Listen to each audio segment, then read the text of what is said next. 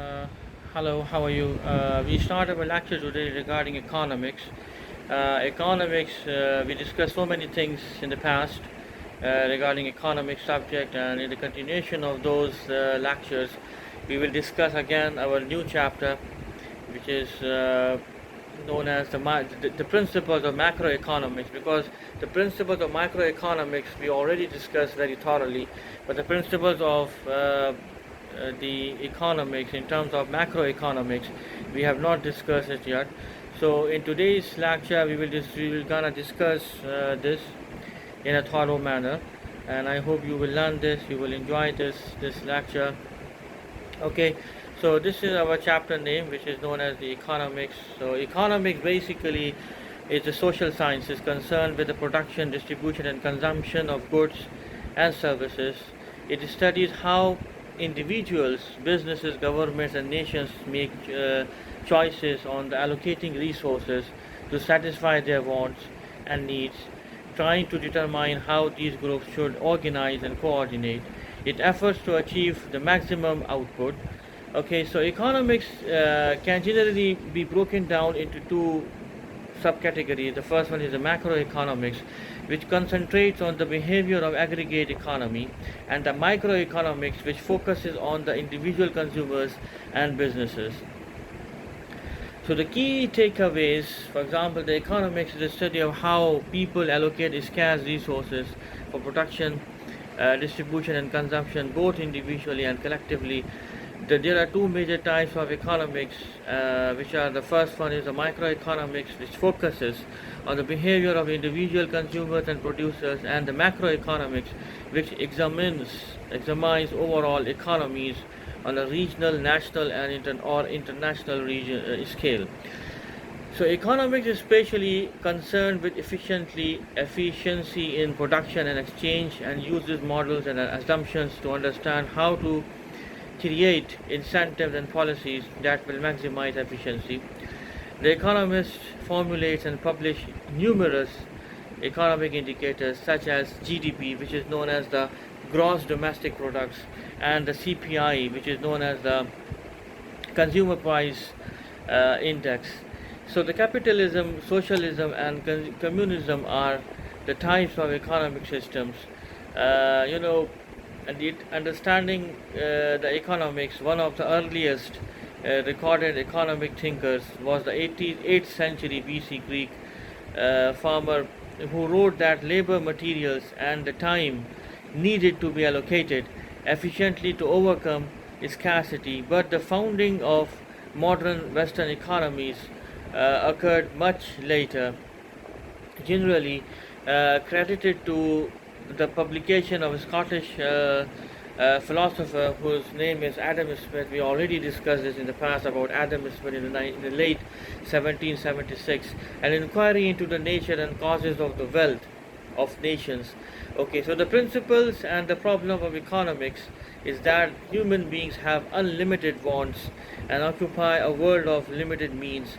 For this reason, the concept of efficiency and productivity are held paramount by the economists, and increase the productivity and a more efficient use of resources that argue could lead to a higher standard of living. Despite this view, the economics have been pejoratively known as a dismal science. Okay, so it is a term coined by Scottish historian Thomas Carlin in 1849. He used it to criticize the liberal views of race and social equality of contemporary economists like John Stuart Mill. Though some sources suggest was actually describing the gloomy predictions of that the population growth would always outstrip the food supply. Okay, so the types of economies, the study of economics is generally broken down into two disciplines. Now, the first one is the microeconomics, focuses on how an individual consumers and firm make decisions. These individuals can be a single person, a household, a business organization, or a government agency. It analyzing certain aspects of human behavior. Microeconomics tries to explain they respond to changes in price and why they demand what they do at a particular price levels.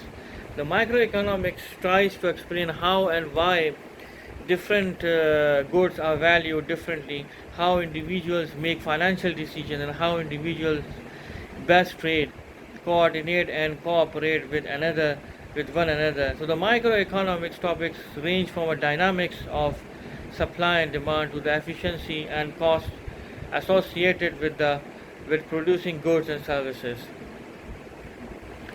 They also include how labor is divided and allocated uncertainly, risk and strategic game theory.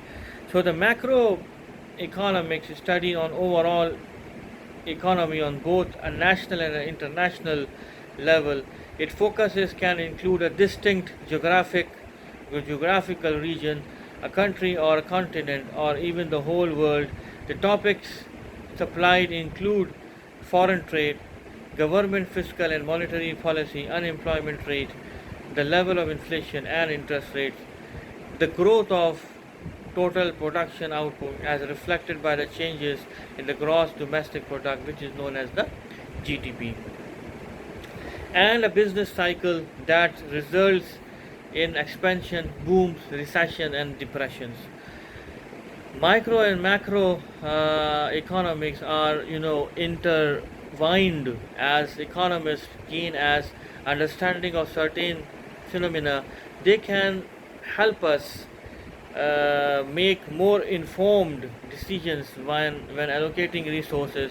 Many believe that microeconomics foundation of individuals and firms acting in aggregate constitute in macroeconomics phenomena.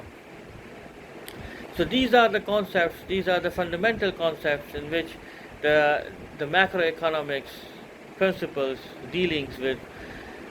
But my dear students, actually there are some school of economic theory, and there are also schools of economic thoughts. Two of the most common are monetarist and Keynesian. Monetarists have generally favorable views on free markets as the best way to allocate resources and argue that a stable monetary policy is the best course for managing the economy.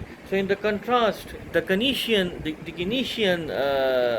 approach believes that markets often don't work well at allocating resources on their own and favors fiscal by an activist government in order to manage irrational market swings and recessions. The economics analysis often, progresses through deductive processes. It includes including the mathematical logic, where the implications of specific human activities are considered in the means ends of framework. Some branches of economic thoughts emphasizes empiricism rather than formal logic, specifically macroeconomics or Marshallian microeconomics, which attempt to use the procedural observations and falsifiable tests associated with the natural sciences. Okay, so since true experiments cannot be created in empirical economists, it rely on the simplifying assumptions and retroactive data analysis. However, some economists argue economics is not well suited to empirical testing and that such methods often generate incorrect and inconsistent answers. So, the economics of labor, trade, and human behavior, the building blocks of economics are the studies of labor and trade. Since there are many possible applications of human labor and many different ways to acquire resources, it is difficult to undermine which methods yield the best results.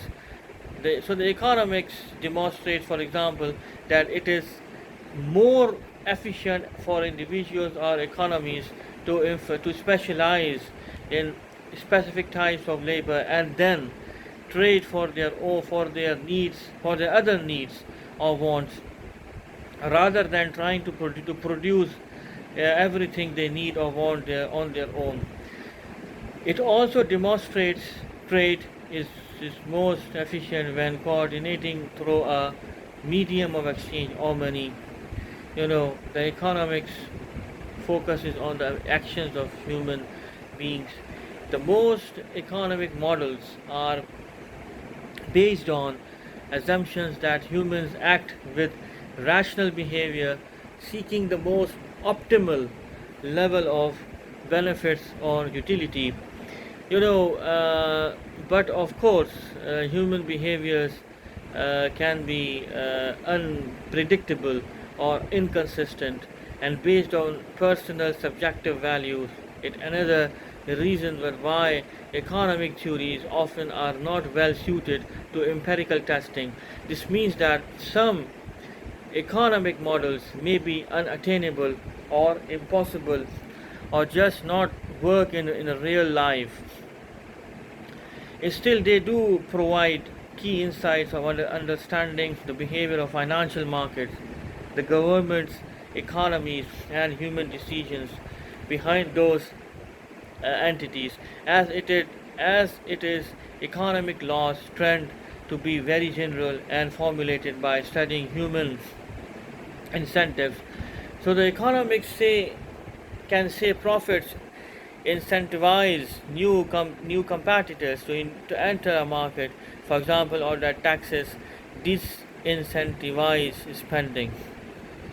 Economic indicators are reports that detail of a country's economic performance in a specific area. These reports are usually published periodically by governmental agencies or private organizations, and they often have a considerable work on stocks, fixed income, and forex markets when they are released. They can also be very useful for investors to judge how economic conditions will move markets and to guide investment decisions. Below are some of the major U.S. economic reports and indicators used for fundamental analysis. So the gross domestic product, which is known as the GDP, is considered by many to be the broadest measure of a country's economic performance. It represents the total market value of all finished goods and services it produced in a country in a given year or another period. So the Bureau of Economic Analysis issues a regular report during the later part of each month. Many investors, analysts, and traders don't actually focus on the final annual GDP report, but rather on the two reports issued a few months before, the advanced GDP report and the preliminary report.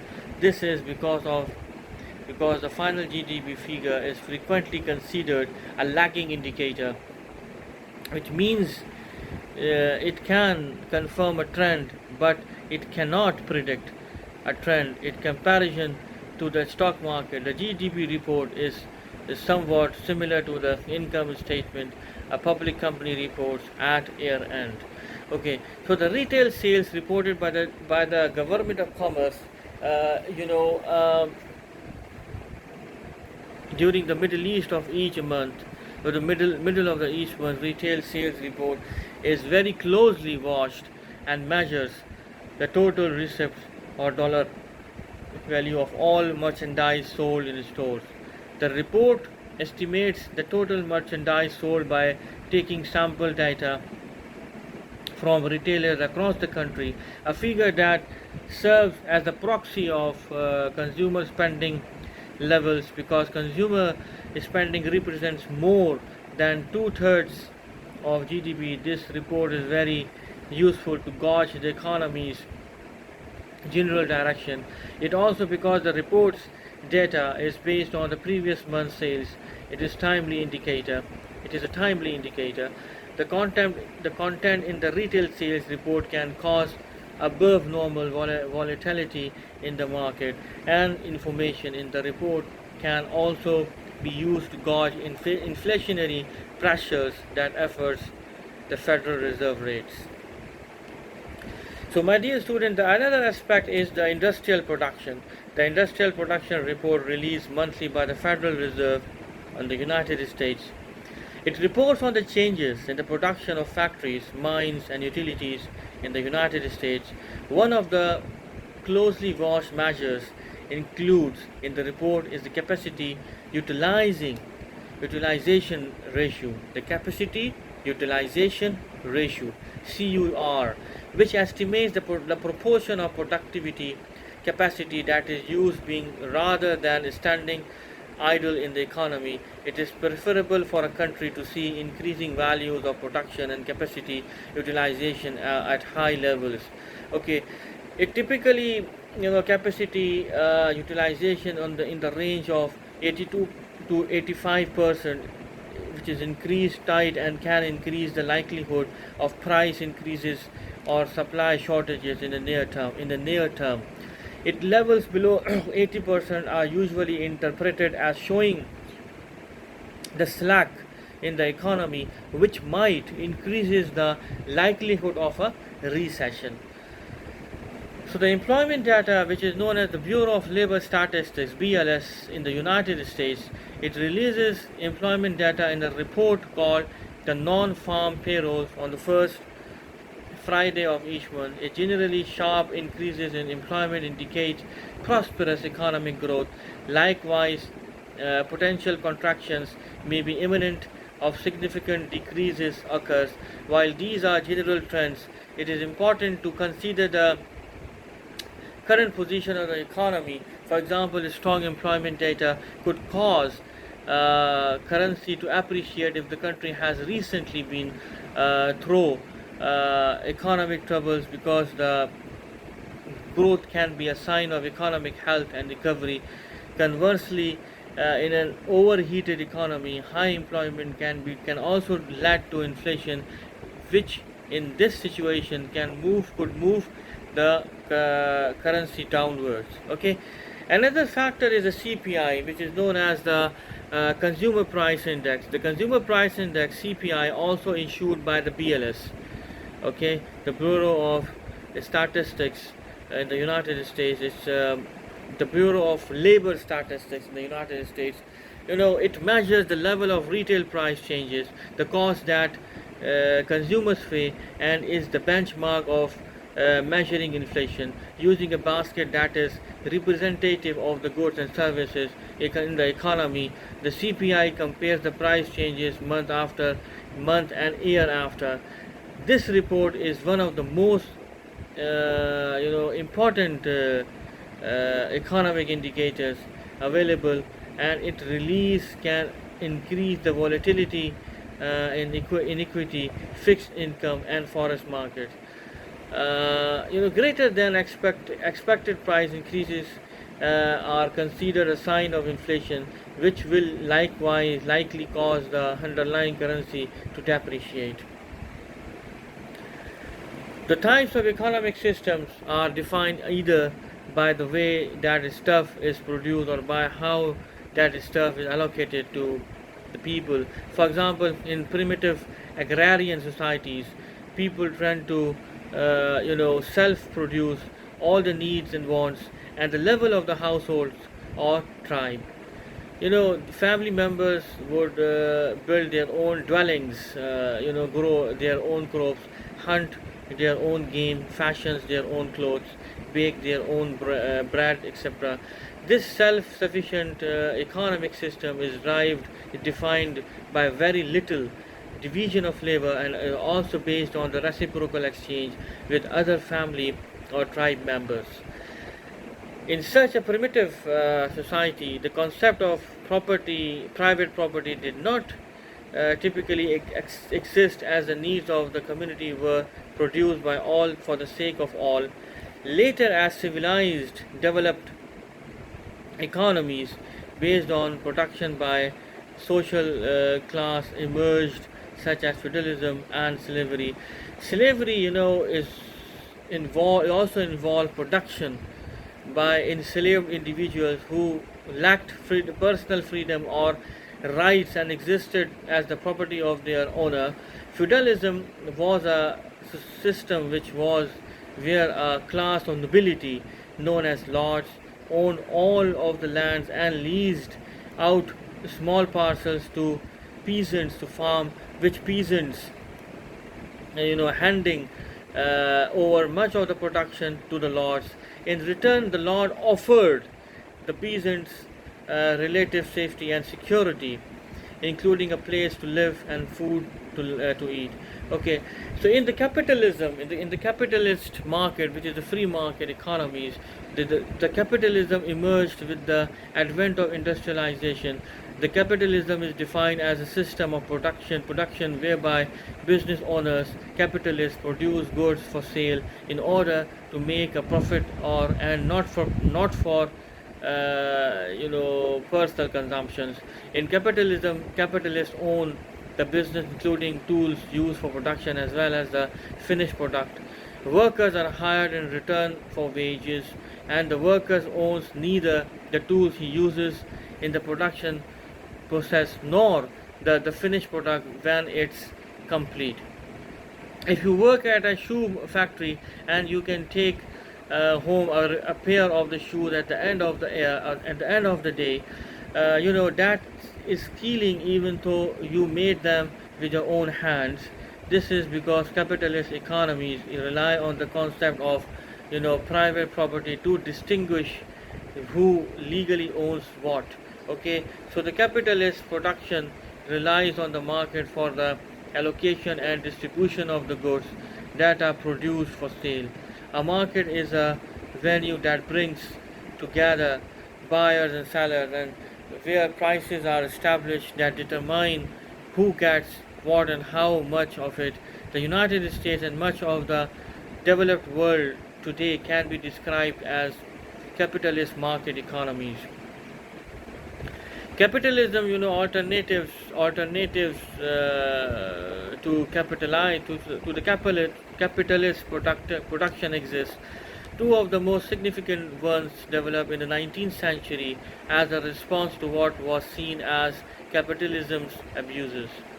The first one was the socialism. Socialism is a system of production whereby workers collectively own the business, the tools of production, the finished products, and share the profits instead of having business owners who retain private ownership of all the business and simply hire workers in return for wages. Socialist production often does produce for profits and utilizes the market share to distribute goods and services. In the United States, workers, cooperators, and are an example of socialist production organized under a broader capitalist system.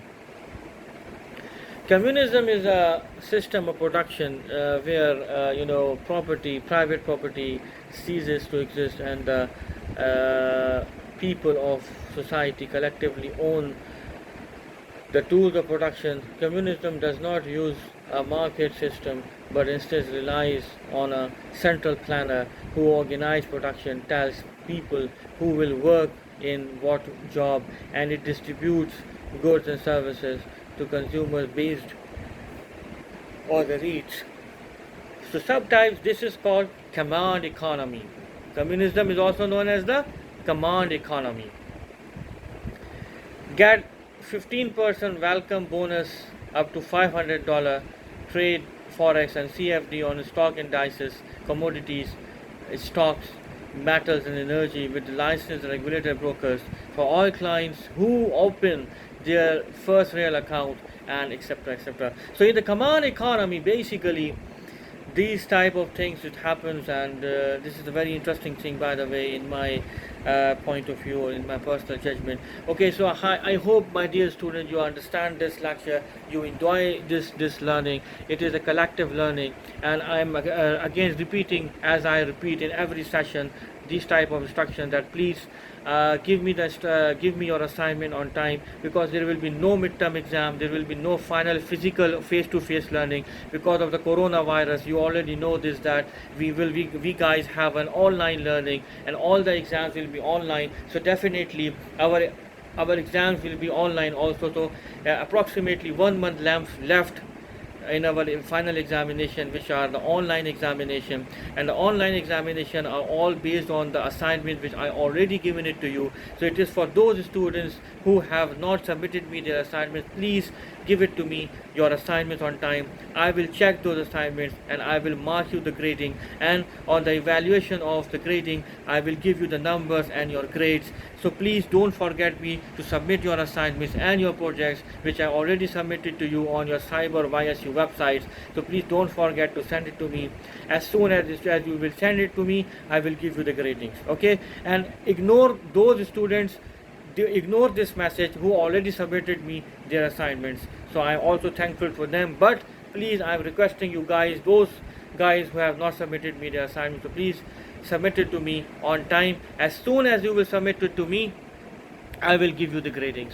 Okay, so I hope you will learn this lecture, you enjoy this lecture. So till then, continue towards the next week.